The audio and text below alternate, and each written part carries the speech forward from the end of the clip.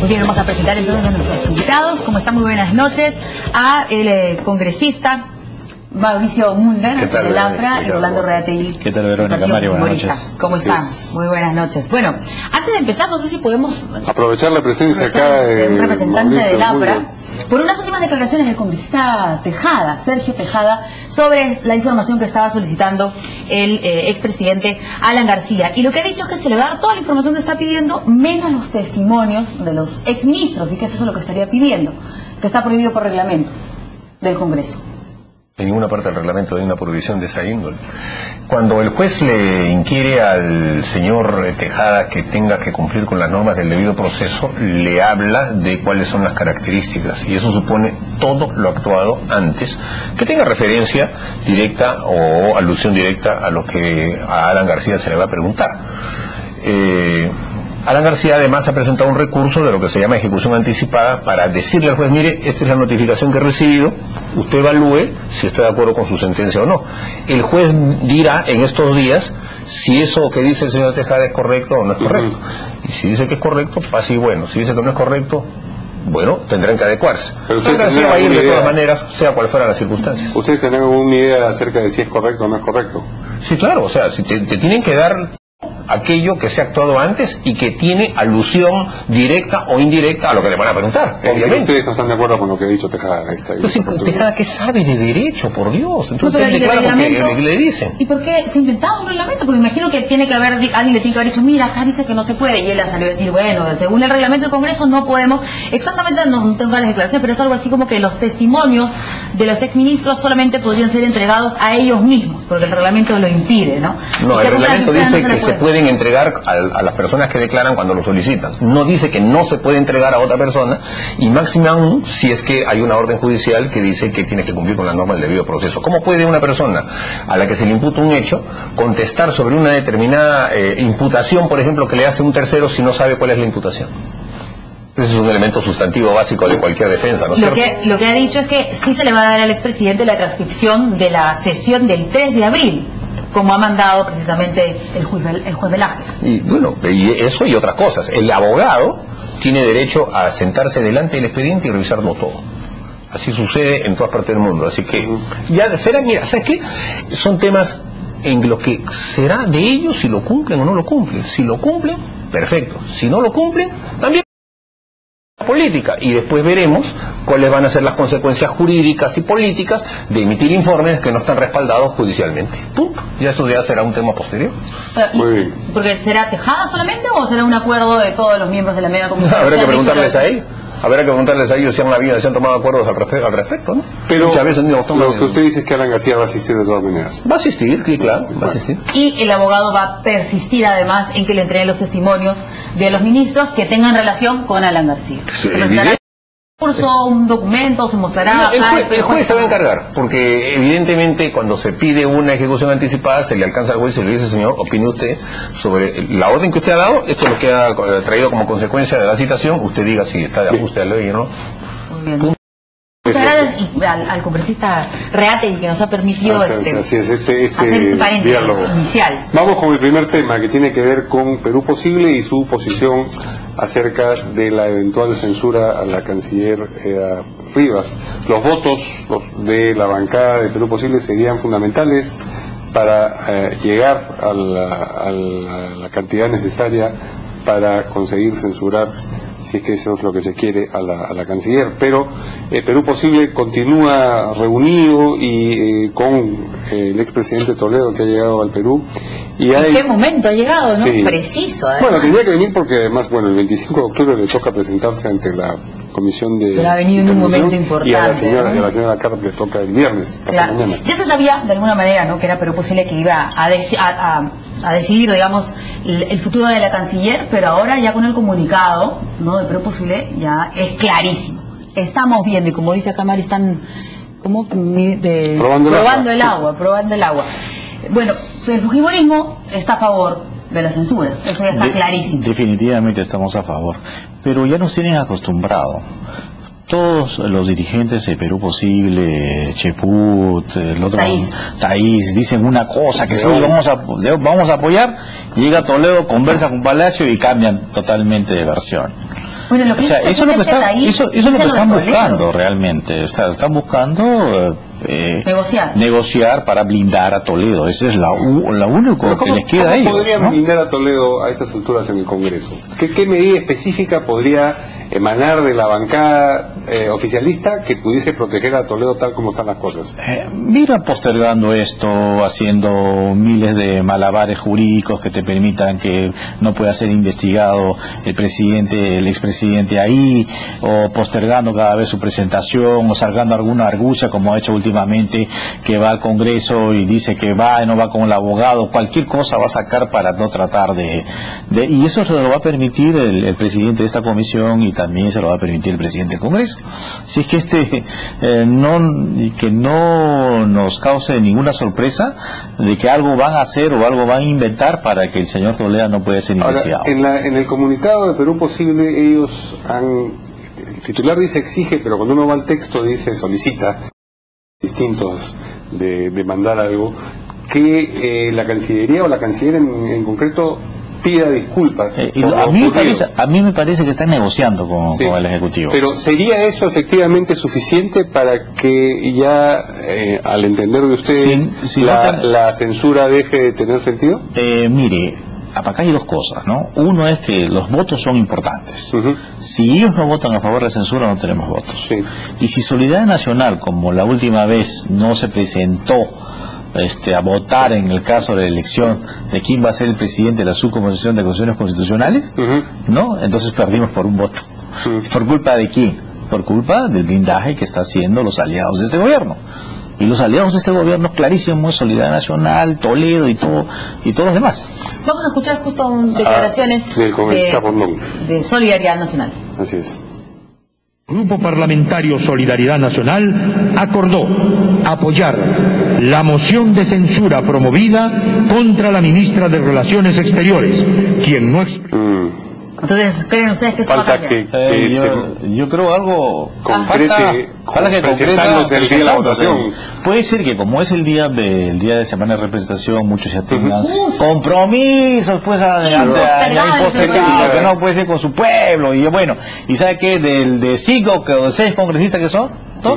Seguramente van a aparecer 3 o 2. Ya los conocen. Pero yo quería preguntarle al congresista Mulder si, a su manera de entender, las excusas serían suficientes para desistir de la iniciativa censuradora de la ministra. ¿Cómo propone Perú Posible? A mi modo de ver, eso no está contemplado en ningún ordenamiento jurídico, ¿no? Pido disculpas y ahí queda. Mira, el propio nacionalismo ya reconoció que ha habido una falta, porque Daniela Bogotá se está pidiendo la cabeza el viceministro. Claro. Eso es porque ha habido una falta, lo que pasa es que quiere que la pita se rompa por lo más delgado. Así que, ¿qué otra cosa podemos hacer? La Constitución señala claramente que cuando hay comisión de una falta o una violación a la ley que hace el presidente de la República, los responsables son el presidente del Consejo de Ministros y todos los ministros. O sea, con que no pidamos la censura del gabinete y solamente la de la ministra de Relaciones Exteriores, estamos haciendo ya lo más posible para evitar que haya aquí un descalabro de carácter político, que no tendría por qué haberlo. Así que en política ese tipo de responsabilidades se tiene que pagar, solo cabe pagarlo con la censura. Ahora, en el caso de Perú Posible, ellos van a tratar de constituirse de nuevo en los ángeles guardianes, ellos sí, del nacionalismo, ¿no es cierto? Porque van otra vez a ponerle precio a su voto. Y no son los únicos, porque la Unión Regional, por ejemplo, que es un supuesto grupo disidente de Perú Posible, también es un grupo que negocia con el gobierno y vota a favor de ellos. Van a votar. Sí, bueno, pero en el tema ese que él ha señalado, que es el de la elección de la presidencia de la Comisión de Acusaciones Constitucionales, ellos han sido nacionalistas, o sea, oficialistas, con el voto además de Lourdes Alcorta. Que había dicho que iba a votar por Marisol Pérez Tello y después votó un baldío para el otro lado. Entonces, si esa circunstancia se da en un grupo así pequeño, esos votos pequeños, siempre en los congresos en donde hay dos bloques grandes, que son el fujimorismo y el nacionalismo, se vuelven sustantivos. Entonces, ellos son 7, los regionales. Perú Posible son 10. Entonces, digamos que Perú Posible decida por abstención o decida por no ir, o es decir, no respaldar la posición del nacionalismo, todavía, si es que la Unión Regional se suma, se podría alcanzar algo. Pero como dice él, claro, están citando esto para el día lunes. ¿Cuándo hacemos pleno los lunes? Nunca. Y encima en semana de representación. O sea, el objetivo es que no haya nada. y seguramente pues no se alcanzarán los votos, pero aquí quedará bien claro que nuevamente la alianza entre Toledo y el gobierno se cimentará por fines del Estado, porque el Perú debe tener confluencia política para que haya solución a los problemas de fondo. No, señor, no es por el tema de seguridad ciudadana, no, es por un tema de impunidad. O sea, Toledo va a exigir, ni tonto que fuera, va a exigir que aunque aparezca una fotografía en la que él está agarrando una plata y se la está robando, voten en contra de una acusación contra él. Eso está clarísimo, a cambio de este tipo de votos. Así que no nos hagamos muchas esperanzas de las comisiones investigadoras que van a haber en el Congreso, en la comisión de fiscalización, porque ellos tienen ahí mayoría y de hecho hasta el día de hoy lo único que hacen es obstruir. Piden sesión reservada, votan por sesión reservada. Piden sesión pública cuando les interesa, votan por sesión pública. Que venga fulano, no, que no venga fulano. Todo eso es permanente. Así que me parece que estamos ante el anudamiento sobre la base de la impunidad de un nuevo pacto. Espero que las palabras que ha dicho el señor Thaís y las que ha dicho el señor Cheput, que han sido bastante firmes y claras, o sea, tengan consecuencia en una actitud que tomen ahora, diciendo de que ellos no son un partido que se supedita a la búsqueda de la impunidad. No, bueno, Juan Cheput ha dicho que el admite entre la dirigencia y la bancada. Que la bancada no le hace caso a la dirigencia y no sería la primera vez, pero que él cree de que sí se debería respaldar la censura. Y que Thaís lo ha dicho, él entiende, luego de haber conversado con Alejandro Toledo. Pero en este caso... Pero justo llega hoy Alejandro Toledo... Pero es que claro, aquí no interesa lo que diga la bancada y lo que diga la dirigencia, lo que interesa es lo que diga Toledo. Él es el que va a decir, voten así, y ya está. Y además los errores políticos se pagan. Yo creo que el presidente, con la mentira que hubo en una parada técnica, cuando ha ido a conversar con el presidente Hollande de la parte del gobierno francés, todo estaba determinado, a qué hora tenían que la reunión, todo estaba expresamente en la página web del gobierno francés, era protocolar, era la visita oficial del señor Ollanta Humala. Entonces, por favor, pues que no nos mientan a todos los peruanos, no somos tontos. Y si ha habido un afán... ¿Y cómo se va a pagar ese error político? No, es con la censura de la ministra. Bueno, con los votos favorables a la censura, pero si no se alcanzan el gesto político nada más y ya es el castigo. Yo creo que este es un paso importante. ¿Qué señal estamos dando a toda la población? O sea, que yo viajo a un país, miento, voy a ver temas recontra importantes como los satélites, los aviones, una serie de detalles más, y siempre es una parada técnica. Entonces cualquiera le dice, oye, peruano, tú tienes el derecho de mentir a todo el mundo, ¿verdad? Y el problema es que si no hay, desde mi punto de vista, una situación de que la ministra pueda cortarse de la cabeza, literalmente hablando, ya para resarcir ese error. Eso es lo único que en política puede realmente avanzar, y porque la cacería tiene muchísima experiencia, años que los presidentes van viajando y tiene todo el know-how, tiene todo el control, tiene el conocimiento. ¿Cómo que se le ha pasado todo esto? O sea, ¿por arte de magia? Pero Pablo Kuczynski también se ha pronunciado sobre esto. Vamos a escucharlo, y él dice que se soluciona esto con una carta de la Cancillería al Congreso de la República. Yo creo que este intento de censura es un poco el reflejo del desorden que hay en el Congreso, falta de prioridades, muchas acusaciones, de repente revertir la crítica al Congreso con una crítica al gobierno. A mí no me parece que es la forma de actuar. ¿Cómo toman las declaraciones de Pablo Kuczynski? Bueno, yo creo que el señor Pedro Pablo Kuczynski es un lobista. Cuando estuvo con Velasco hacía negocios, cuando estuvo con Belaúnde hacía negocios, en los 90 hacía negocios, y con Toledo también hacía negocios. Tiene intereses. ¿Con Alan García no hacía negocios? Yo no sé, acá está. No sé, pero pues tiene una opinión tan determinada acerca de hay un gobierno que se ha saltado. Yo creo de Alan García. No, Velasco tampoco, ¿no? Yo creo que incluso cuando se hizo todo el proceso de contra Susana Villarán, ¿te acuerdas? Le hicieron una entrevista a la que es un brazo derecho, Cecilia Blume, y admitió que era asesora de una empresa brasileña que estaba haciendo Susana de la Fuente. Susana de la Fuente. Entonces, ¿qué cosa? Ellos tienen intereses. Entonces yo no creo que las declaraciones del señor... Pero en este caso... que ha mentido incluso... ¿Cuál es el interés de Pedro Pablo Kuczynski? Yo no sé cuál es el interés, porque él se pega a todos los gobiernos, se pega a todos los presidentes. ¿A Fujimori se le pegó también, no? Seguramente. Pero ¿no recuerda usted durante 10 años? Yo creo que sí. ¿Usted cree que sí? Con éxito. Con éxito, obviamente. Pero eso es para que se tome el vasito de agua en un ratito para digerir lo que acabo de decir, ¿o no? No, sí. Bueno, pues, no sí, importa, claro. pero alguno de ustedes vio a Pedro Pablo Kuczynski en una de las luchas, en un lavado de bandera, en una marcha contra el Estado. No, pues tampoco, ¿no? Ahora, él es una persona que efectivamente siempre ata los cabos y tiene los nudos, ¿no? Piensa más allá, en la entrelínea. Sí, tiene su derecho a tener su posición. Esperemos que su punto de vista se traduzca pues en votos de algunos parlamentarios. O sea, yo creo que no tiene ni un parlamentario, porque tenía a Wong, me parece, y era el único. Y ahora, según me dice Roberto, puede ser Rolando, puede ser Lourdes Alcorta y Gaby Pérez Solá, pero no sabía yo que se habían sumado a ese grupo, porque ellos estaban con el llamado Unión Regional, que no sé, es una especie de rejuntamiento de distintas... En la primera 2011 no llamaron ustedes a votar por Kuczynski al final. No, en realidad se dejó en libertad de voto. Recuerda tú que hubo un grupo de compañeros que dijo que había que votar por Kuczynski, encabezado por Jorge Castillo. ¿Encabezado por quién? Jorge Castillo. Tú lo has dicho. Pero también hubo otro que incluso quiso respaldar a Alejandro Toledo en una conferencia de prensa. Javier Velázquez, recuerdo, desde Chiclayo dijo que eso no era aceptable y tenía otro punto de vista. En realidad se decretó libertad de voto. Pero ¿se acuerda también que Kuczynski dijo que iba a renunciar a la nacionalidad norteamericana? Así es. ¿No? Y después dijo, no, voy a dejarlo en suspenso. Entonces, ¿cómo puedes creer a una persona que dice, da su palabra, se compromete? Que sabía cuál era el interés directo de Pablo Kuczynski. Y yo creo que, como te estoy diciendo, se está pegando al poder porque seguramente así quiere sacar provecho de él.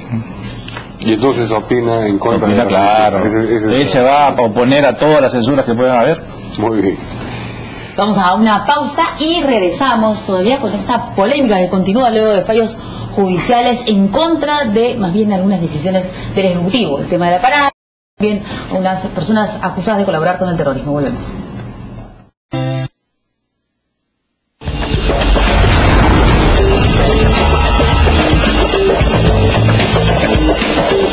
Bueno, hoy día salieron representantes del Poder Judicial, del presidente de la Corte Superior y también la jueza que finalmente dictó este fallo para algunos polémicos sobre... Dolly Herrera, está del 49 Juzgado Penal para Reos en Cárcel, sobre 102, ¿no? 102 acusados, de los cuales solamente 2... Y solo 2 sentenciados con cárcel efectiva.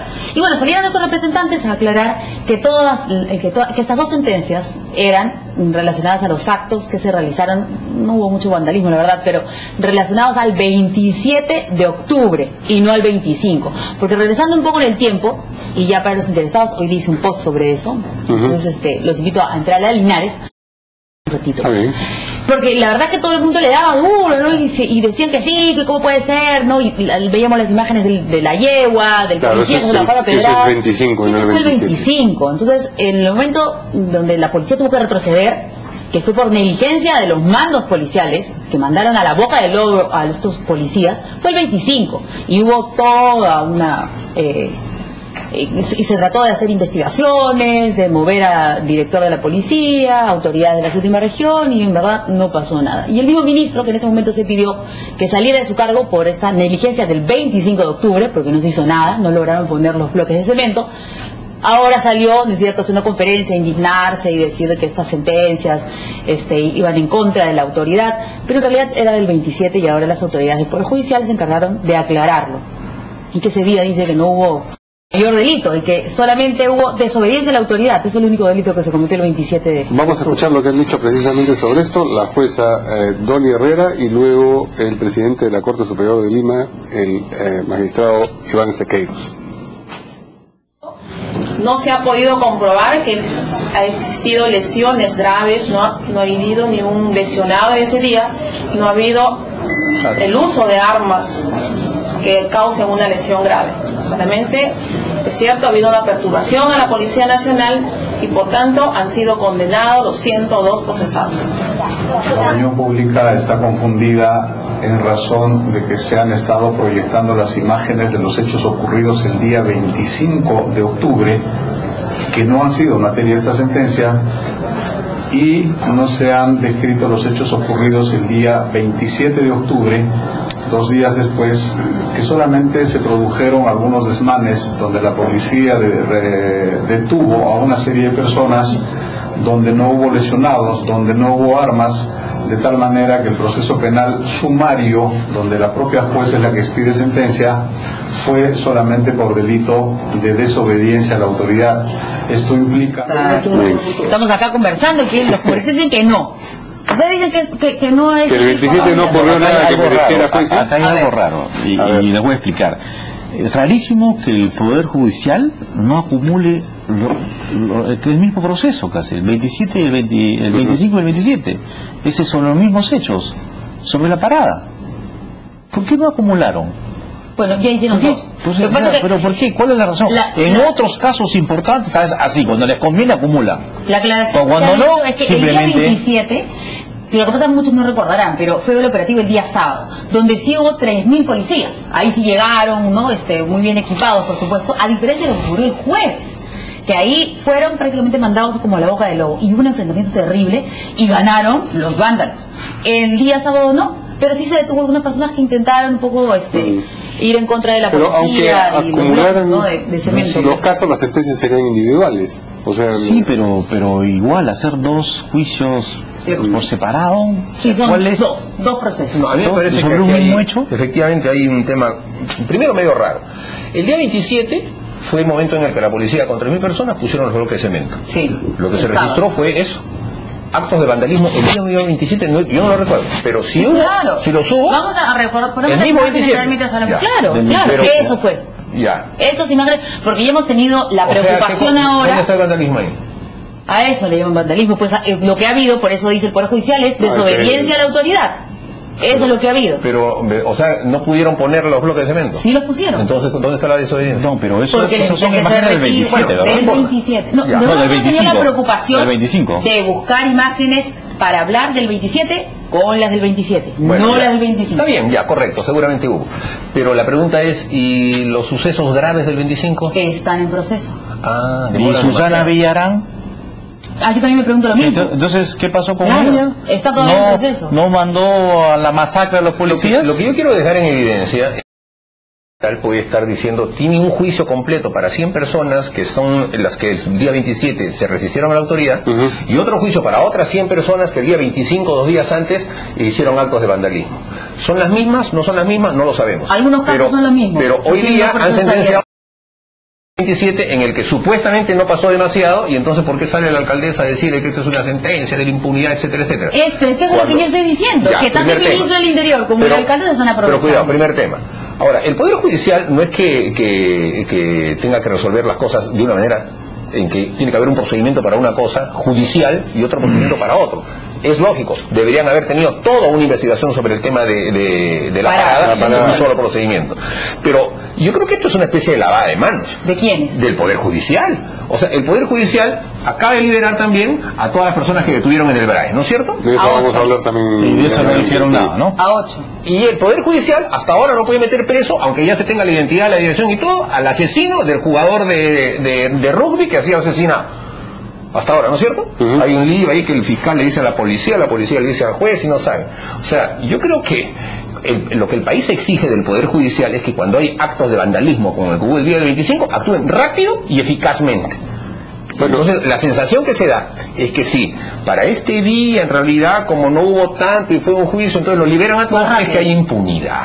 O sea, la verdad es que ellos, buscando este tipo de subterfugios de que no fue este caso sino el otro, este delito, lo único que hacen es darle al país la sensación de que no están preservando ni la seguridad ciudadana ni el imperio de la ley en el Perú. Esa es la verdad. O sea, tienes esos 3 ejemplos. ¿Cuál sería el interés de generar uno de esa lucha contra el impunidad? terrorismo y otro de tema de desorden. ¿Cuál sería el interés? No sé. O sea, no es que haya un interés especial, no es que esto se haga ex profeso. No, es su propia incapacidad de poder una dinámica dentro de la que actúan ya. Es la dinámica también. O sea, es una dinámica de que tienen una visión jurídica procesal garantista. Es decir, quieren pruebas súper contundentes para comenzar un proceso, nunca ordenan detenciones ni comparecencias, todo es siempre con libertades, aplican penas demasiado benignas, no acumulan los delitos, aunque el Código Penal, artículo 50, se los obliga, a la hora de sentenciar también son benignos, o sea, tienen una visión exageradamente garantista los jueces y los fiscales en nuestro país, liberan como si nada, y entonces la respuesta del Poder Judicial sigue siendo de que no hay una verdadera actitud activa para sancionar el delito en nuestro país. Ese es el tema de fondo. Quería decir algo, congresista Ratti. Yo no me explico la liberación de los 26, de los 8 o 10 terroristas. Yo no me explico. Ese es el otro tema, ¿no? Ese es el otro tema. ¿Sacan esta resolución para qué? ¿Para tapar la otra? Y el Poder Judicial, para cuando les conviene, te mete preso, ¿verdad? Y no le importa que es garantista y no. Cuando eres supuestamente enemigo de ellos, te mete preso. Cuando otros no. Y te pongo el caso de Toledo. Hay mucha gente que está acusado por lavado de activos, está purgando prisión y juicio. En este caso, cuando se comprueba y se ve 20 millones de dólares y simplemente no pasa nada. Se ha perdido el criterio de eso de todos somos iguales ante la ley. Entonces ese principio ya no existe en el Perú, se ha borrado totalmente. Entonces, este es un peligro que nosotros vemos que hay una suerte de impunidad para los que tienen ¿Están de acuerdo con lo que están diciendo bueno, el Premier, ¿no es cierto? Y también las autoridades de la municipalidad. O sea, aquí el problema es el Poder Judicial respecto a estos dos casos. Yo me acuerdo de las épocas en las que el Poder Judicial absolvía a Abimael Guzmán de todos los casos de terrorismo que había. Sí. Absolvía a Osman Morote, absolvía a Marta Huacay, que era abogada democrática y salía en todas partes. Digamos, lo que pasaba es que se morían de miedo, ¿no? Bueno, pero acá también también existe lo mismo. No, acá también es que en la respuesta del Poder Judicial son respuestas. Acá también se mueren de miedo. A bandas organizadas y criminales les toca un pétalo de una rosa. No tratan de hacerles daño. A los que sí pueden, ahí sí se ensaña para decir que hay justicia, pero no hay justicia. Ese es un grave problema. Bueno, yo creo que 15 años de adoctrinamiento de las ONG, las caviares han hecho posible que realmente los jueces sean totalmente ahora timuratos y no quieran tomar decisiones fuertes. Tenemos que hacer una pausa para los titulares de las 7:30, pero volvemos sobre este mismo tema.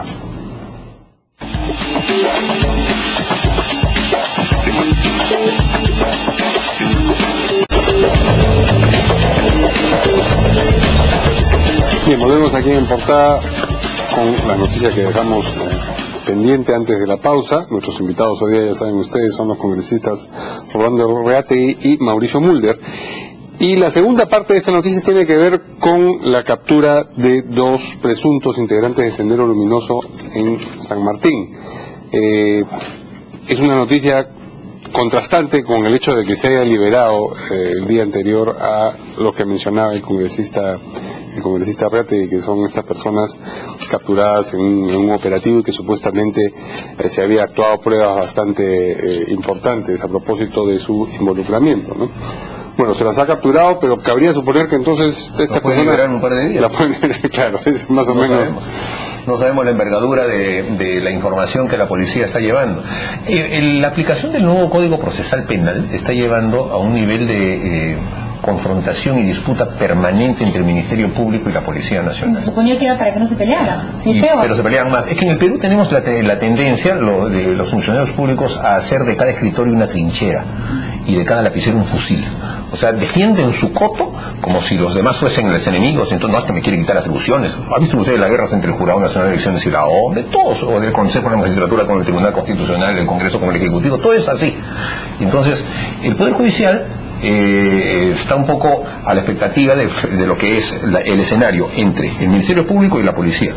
Y entonces la policía trae pruebas y el Ministerio Público dice, no son suficientes, libera, está mal hecho, todo esto no sirve, que no sé qué.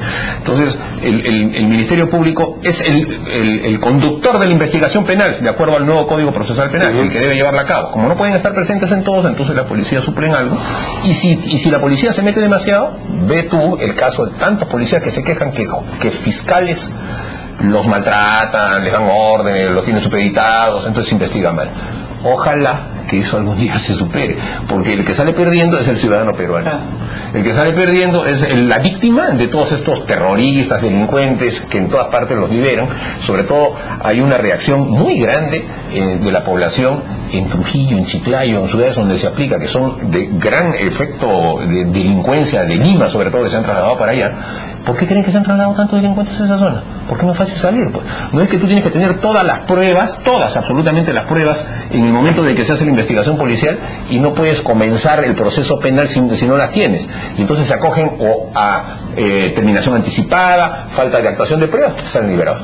Y eso es porque no hay un buen nivel de coordinación entre el Ministerio Público y la Policía Nacional. Y si no hay responsabilidad entre el Ministro del Interior y el fiscal de la Nación, y coordinan y dan órdenes precisas de que coordinen mejor, yo no veo cómo se va a poder lograr de que haya una auténtica lucha contra el terrorismo, contra la delincuencia y etcétera, ¿no? Acá 8 de estas personas que fueron traídas y que fueron presentadas a través de una conferencia de prensa hablaron y han explicado en qué circunstancias fueron detenidas y han contado cuáles son sus oficios, a qué se dedican, y que son absolutamente inocentes. Sin embargo, el Premier ha asegurado que ha habido un trabajo de inteligencia coordinado con los fiscales y que se construyó, ¿no es cierto?, todo un expediente en este operativo llamado Dedan. Sí, en el caso, por ejemplo, del Frente de Guayaga. En el Frente de Guayaga sí hay un trabajo bueno de parte de todas las instituciones, ¿no? Tanto Fiscalía, Poder Judicial, Policía, Ejército, otros. Bueno, no sé si se acuerdan el caso de la excongresista Nancy Obregón. Ha habido un seguimiento muy minucioso. Sí. Yo creo que en este caso también es un seguimiento minucioso, porque difícilmente en estos casos para que el Poder Judicial los pueda dejar libre. Sí me sorprende en el caso de estos terroristas de estas personas, no sé si son terroristas o no, pero un terrorista jamás te va a decir que es un terrorista. Siempre se va a hacer la víctima, siempre va a tener la sensación que es un simple comerciante, que está pasada por ahí, que él es el único que mantiene a la familia, ¿no? Pero debe existir los vínculos y los nexos y debe haber las pruebas contundentes. Y yo creo que acá todos debemos de unirnos para combatir con el terror, porque hemos vivido situaciones complicadísimas, difíciles en el interior del país. En el Frente de Guayaga, en la parte de Guayaga, donde que yo pertenezco, ha sido una situación complicada, una guerra cruenta contra Sendero, contra el MRTA y el narcotráfico. Ya ahí sí que hubo desmanes muy grandes de parte del terror, de miles de muertos, ¿no? Entonces nosotros creemos que no hay que darle ni un ápice de ventaja al terrorismo. Yo creo que hay que ir con todas las fuerzas de la ley para combatirlos. Yo creo que ahí todos nos debemos unir. Antesana, que es especialista en temas de terrorismo, precisamente tiene declaraciones sobre estos personajes vinculados al Sendero Luminoso. Hablar de personas que viven al frente, cercano a la base militar. Entonces, ¿cómo es que estos que vienen al frente, que están colaborando con las Fuerzas Armadas, puedan a la vez ser simultáneamente colaboradores de Gabriel? Pero en general yo veo que esto fue hecho muy rápidamente para legitimar la instalación de más bases militares en el BRAE. El BRAE no necesita más bases militares. Lo demostró el golpe hecho a Gabriel y a Lipio, ¿no?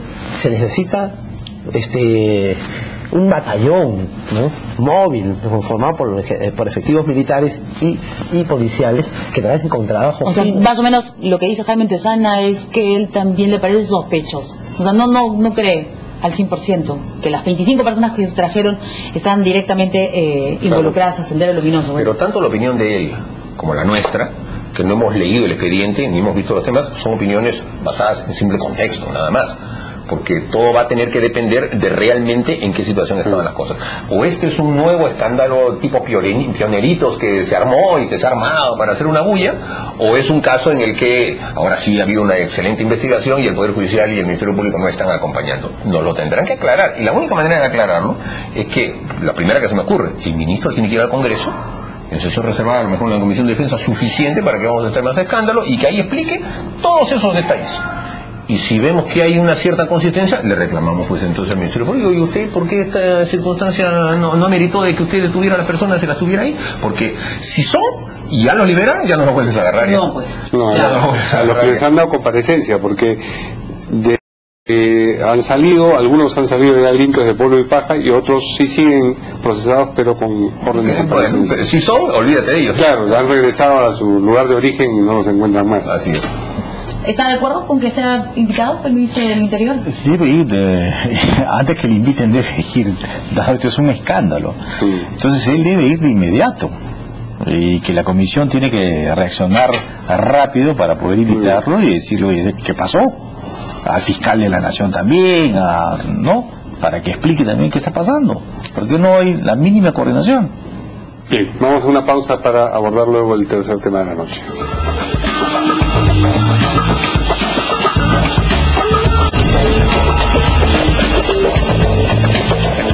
Muy bien, vamos a abordar el siguiente tema y es, bueno, sobre la presentación, además de la primera dama, en una actividad internacional en donde durante su presentación hizo referencia al programa social Caliwarma.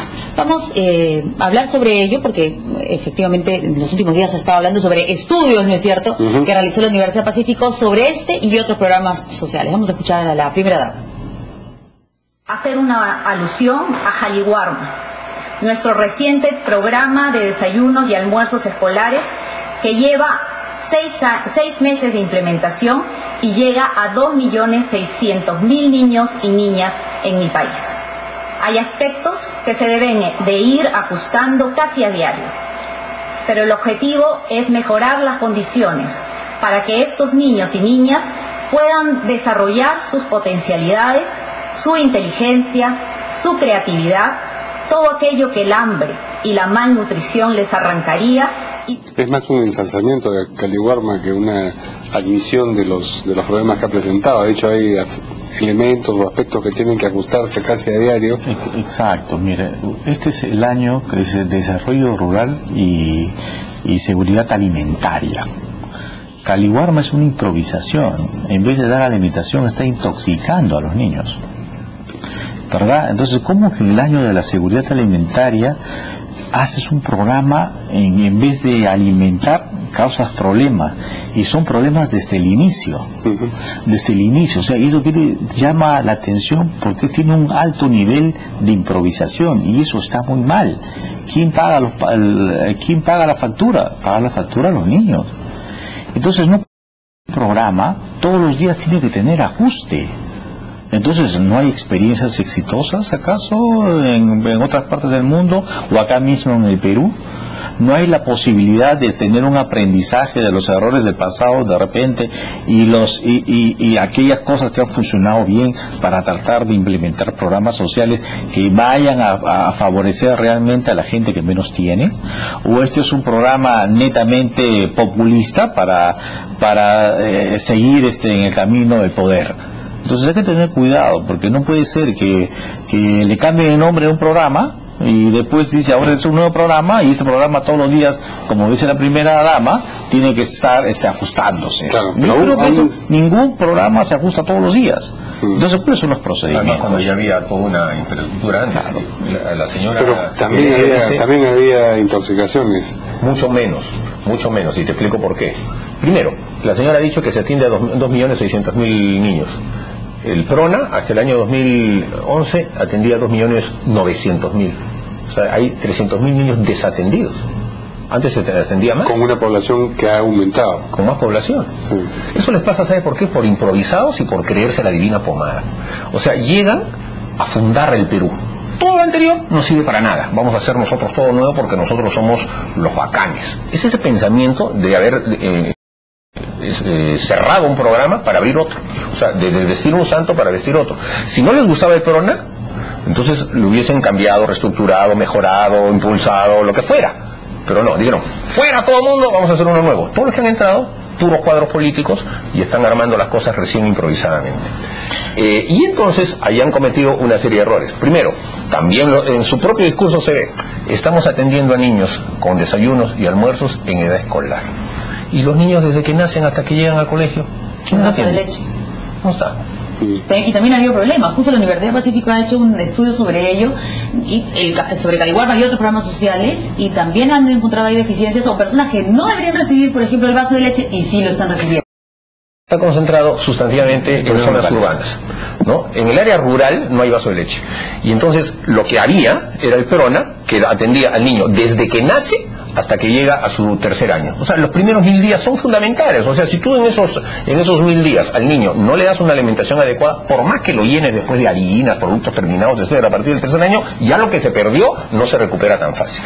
Entonces, hay una desatención especial al niño recién nacido en la zona rural que Caliwarma no está cumpliendo y que el PRONA empezaba recién a cumplir. Entonces, estamos retrocediendo. Solamente de escuchar una frase de la señora primera dama, y ya me doy cuenta de 2 errores garrafales que ha dicho, porque es un retroceso, y entonces ahí están los resultados. Y por querer descentralizar el tema, o sea, antes había tema, estaba un poco centralizado, es verdad, pero cuando tú tienes algo centralizado, controlas mejor. Y eso permitía, digamos, minimizar el impacto de que pudieran llegar alimentos malogrados en las zonas más alejadas del país. Pero cuando ahora tú has atomizado esa red, no tienes ni cómo vigilar ni cómo ver nada, y entonces le pasa cualquier cosa. En 8 meses de Caliwarma hay 600 escolares que han presentado problemas estomacales. Demasiado, pero claro, porque en el mismo estudio también te dice que las empresas que hacen las compras no tienen ni siquiera ningún expertise en ello, en manejar alimentos, que se dedicaban a otras cosas. De repente un mecánico se dedicaba ahora a vender y a trasladar alimentos. ¿En qué condiciones? O sea, dice como actividad principal transporte, construcción de edificios, actividades relacionadas con arquitectura, venta de mayorista, venta al por mayor, o sea, de ¿han visto una oportunidad de construcción, ferretería, a comprar lo que para tratar de cumplir? Y cuando eso se llama improvisación, y además cómo se han escogido, ¿no? Entonces, puro dedo, porque ahí está el gobernador, porque el gobernador tiene un peso importante, como son más pequeños, ¿no? Y ahí tiene una serie de procedimientos, está bien, pero las empresas que han ganado no tienen ningún expertise en lo que es dar de comer a niños. Ahora, a propósito de las filtraciones que estaba mencionando también Verónica hace un momento, hay unas declaraciones de Enrique Vázquez y luego la respuesta del viceministro Juan Pablo Silva, que niega la filtración. Vamos a escuchar ambas declaraciones. He encontrado proveedores que, por ejemplo, no tenían RUC, ¿no? Entonces y hemos visto el caso de proveedores que el 31% del total de los contratos a general de Caliwarma, 31% eran proveedores que no tenían nada que ver con la alimentación. Más de 1/3 de los proveedores no tenían experiencia previa de contratación. Lo que pasa, creo yo, que hubo el apresuramiento de cerrar PRONA y no tener preparado Caliwarma, porque si bien es un planteamiento interesante de tratar de brindar un servicio alimentario de bueno, justo estaba mencionando. Vamos con la declaración también del viceministro, ¿no? Bueno, lamentablemente hay una falla y hay que decirlo porque es importante también escuchar porque habíamos anunciado y la respuesta, ¿no? Sí. Sí hay filtraciones, porque si tú ves ahí que el 30 y tantos % han comprado, 31% no han comprado esto para comprar y ganar la licitación, tienes que tener, por ejemplo, una carta fianza. ¿Cómo lo lograron? Si no tiene RUC. ¿De dónde sacaron la carta fianza? ¿Pero cómo ganaron estos proveedores? ¿Cómo ganaron esos proveedores? ¿Qué entidad financiera les extendió una carta fianza? Entonces, acá seguramente toda esa documentación es falsa. Bueno, ya la Comisión de la Mujer y la de Fiscalización están investigando el tema, va a tener que explicarse. Y si encima tú a eso le sumas que los altos funcionarios de Juntos, de Pensión 68, Beca, todo eso, se han fijado sueldos de 25.000 soles. Sí. Y encima muchos de los gerentes que han sido nombrados ahí no han pasado por servir. O sea, no cumplen los requisitos. O sea, aquí hay un despilfarro por un lado y hay negligencia por otro lado. Eso es sumamente grave. Así como el señor Taís ha dicho de que a partir del 2016 van a investigar al señor Humala, ahí ya tenemos un primer elemento de investigación que se va a tener que hacer en algún momento, porque es sumamente grave, porque además afecta a los niños del Perú. El hecho de cambiar de nombre a los ministerios, crear nuevos ministerios, es justamente para poner gente, su propia gente, pagarles 22.000, 25.000 soles mensuales, ya, y simplemente más gente que no tiene las capacidades, el conocimiento necesarios como para dirigir programas. Entonces, ¿qué pasa? Pues no hacen bien las cosas, no hacen bien su trabajo. Y ahí sí se llama malgastar los recursos que con tanto esfuerzo hacemos todos los peruanos en pagar otros impuestos. Sí, es una situación incómoda para la primera dama asistir a esta actividad de la FAO y justo y no es un programa exitoso. El tema de Caliwarma no podía obviarlo, digamos, ¿no? Claro, por eso digo, no es un programa exitoso, todo lo contrario. Si ella por sus propias palabras tuvo que ajustar diariamente, es porque no funciona. Y funciona mal. El problema creo que radica en la fiscalización, ¿no? Porque yo he estado viendo ahí algunos videos sobre Caliwarma y de repente en algunas zonas funciona maravilloso porque es fuente de trabajo para unos, ¿no es cierto? Hacer su pequeña empresita para poder, ¿no?, ser proveedores, qué sé yo. Entonces yo decía, claro, en un mundo ideal, y eso es lo que a veces ocurre con este y otros gobiernos, pero que creen, en el mundo ideal hay muchas cosas que funcionarían espectaculares, ¿no? Pero estamos en el Perú, pues, ¿no? Y entonces también echa la ley, echa la trampa. Y hay muchas personas que se dedican a ¿cuántos fiscalizadores necesitarías para verificar cada uno de los ¿Cómo hacemos? Para que cada uno de estos proveedores de cada parte del distrito, del interior del país, eso pues... En casi 2.000 distritos que tiene el Perú, te estoy seguro que no va a ir ni la Contraloría, ni nadie, ni Jesucristo va a ir a investigar. Nos dicen en producción que ya tenemos el video de Juan Pablo Silva, que es lo que falta para preguntar este tema. Vamos a escucharlo. Ser enfáticos, para nosotros los niños son primero. Entonces, ¿cuál es la medida inmediata que hemos tenido cuando nosotros encontramos estas denuncias? Es parar esos contratos en el 100% y pasar a distribución de productos. Estábamos revisando la lista de proveedores que estaban en el estudio, los estábamos mirando, y tú sabes que hemos encontrado que no han encontrado en algunos casos el RUC porque habían escrito mal el nombre. No podemos poner a todos los programas como si fuesen iguales y tener un análisis plano. Tenemos que entender a qué resultados persiguen los programas, cuál es el marco regulatorio bajo el cual ellos focalizan, y a partir de eso es que se tienen que evaluar. Ahora, en términos de... Muy bien. Bueno, vamos a ver qué ocurre. Ya han adelantado que cuando termine el gobierno, entonces la primera investigación contra Ollanta Humala, bueno, se me ocurre. Pero cuando yo veo que la Universidad del Pacífico, que es una universidad prestigiada, sale con un juicio de esto y después sale un funcionario a decir que no, pero no dice cómo, entonces yo le creo a la universidad, no le puedo creer al funcionario. Y dice, primero son los niños, pero así no, pues. Intoxicándolo no. Bien, vamos al cuarto tema porque ya el tiempo nos gana. Sin pausa, ABDAI. Ya vamos 2 días hablando sobre ABDAI y creo que vamos a tener varios porque se han seguido presentando, ¿no es cierto? Ayer estuvo Pelo Madueño, popular compositor y músico, en el Congreso ante la Comisión de Fiscalización de Cultura. Ayer. De Cultura. Y hoy sí. En fiscalización. Así es. Y también el señor Maceno, hablando ahí en fiscalización. Así es. Pero lo que ha dicho Pelo Madueño es lo que llama la atención. Ha dicho que la ABDAI extorsiona a músicos en las puertas de los conciertos. Es una afirmación bastante grave. Vamos a escucharlo. De testimonios en las redes, hay miles de músicos que han venido siendo atropellados y extorsionados en las puertas de sus conciertos. Eso solamente para comenzar, porque además esta desinformación también causa un problema muy grave, que el usuario tampoco sabe, el dueño de un local tampoco sabe cuánto debe pagar y cuánto no. Hay mucha gente que piensa que la ABDAI es un impuesto del Estado, por ejemplo. ¿Por qué? Porque vienen y de forma coactiva han actuado frente a muchísima gente. Hay denuncias de todo el país, de fiestas patronales, donde de repente la ABDAI cobra un dinero por unas obras que son de dominio público. Una obra de... Bueno, vamos a presentar la respuesta del señor Armando Macé. Así es. ¿Qué dijo? De estos 8.000 autores, aproximadamente unos 500 autores tienen una recaudación anual superior a los 500 soles. Y estos autores tienen una calificación de votos diferentes ponderados, no porque ABDAI lo haya establecido así, sino porque la ley señala que debe haber un voto ponderado directamente proporcional a su productividad. Estos socios...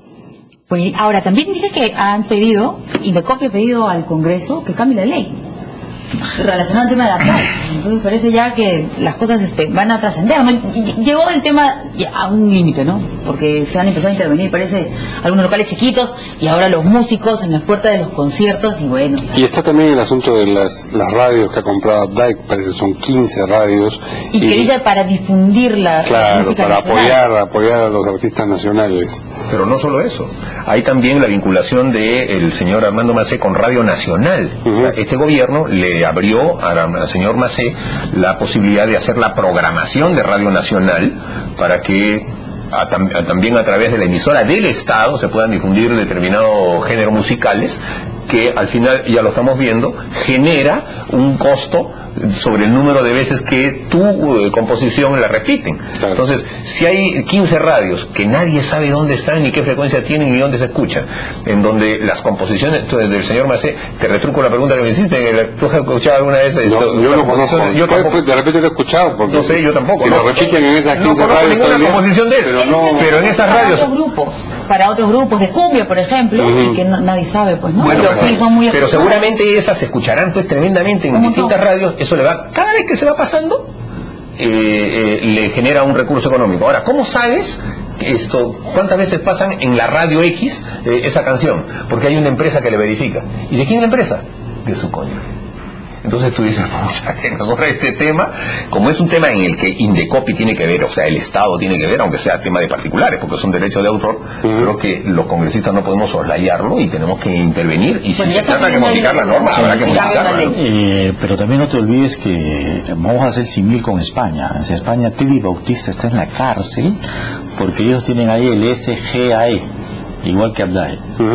Por estos mismos casos está preso, porque cometió una serie de abusos y sobre todo hizo cosas indebidas de tal manera que la justicia española lo metió preso. ¿Cuál es la solución a este problema desde el punto de vista? Hay que quitarle el monopolio al radio. Hay que permitir mediante una nueva ley tratar de hacer, cambiar la ley de que exista, que se permita otras asociaciones de otros compositores también, y hacer que el ciudadano decidir a quién va, si va a DAI, si a otra que se pueda crear o a quien quiera. Existían antes otras, ¿no? Esa es una solución. Una que tenía Mario Cabañaro, recuerdo, claro, que era la SPAC, la Sociedad Peruana de Autores y Compositores. Claro. Parece que todas se languidecieron y hubo un momento mejor que haya una sola entidad y se le encargó porque si no vamos a tener este mismo problema. Segundo Ronceros, que es un cantante que todo el norte del Perú y todo el Perú lo conoce, creo que recibe 500 soles al año. No, dice que el señor Macé le dijo que le iba a enviar el dinero, que esperara a él, y correspondía a 5.000 soles, pero que tenía que pagar impuestos y derechos, y creo que el 30% de 5.000. Alcabala. Pero todas estas cosas son abusos de dominio que está haciendo en contra de todos los ciudadanos y contra de todos los cantautores y autores. Esto tiene que cambiar. La única forma para cambiar es... Ahora, hay habido situaciones que incluso hasta peligrosas son, porque el cantante Daniel Kiri Escobar denunció en una oportunidad haber sido salvajemente golpeado por personas, en momentos en que él hacía las más severas denuncias al interior de Indecopi, que lo mandaron al hospital. Entonces aquí parece que como hay un tema de plata y cosas así, la gente se pone muy nerviosa. Ya para terminar los últimos segundos, Daniela Bogatás nos ha mandado un Twitter. Para variar. Y dice, como siempre Mulder, mal perdedor de sus maniobras destructivas, el Perú es más que esto. Bueno, pero a Bogatás ya pues, o sea, yo he dicho muchas veces, yo no le puedo responder a Daniela Bogatás porque yo no he estudiado psiquiatría, yo he estudiado derecho. Entonces, eso que lo responda pues otra persona. Una persona, como ya te dije hace un rato, ¿no? Que el viaje estuvo muy bien, que la oposición viene a sabotear, que viva la ministra, al día siguiente dice no, que voten al viceministro porque le indujo a error a la ministra. Ya pues. Eso solamente se puede explicar en el Arco Herrera. Bueno, muy bien. Con esa frase terminamos el programa de hoy día. Y hay que porque varios me han mandado. ¿Te han mandado una corrida? Vamos todos a ver. Vamos a ver qué dice el congresista Bogatás sobre esta sugerencia de su colega congresista también, Mauricio Mulder. Muchas gracias a nuestros invitados. Gracias, vamos con a las 8 y Manuela Huerta.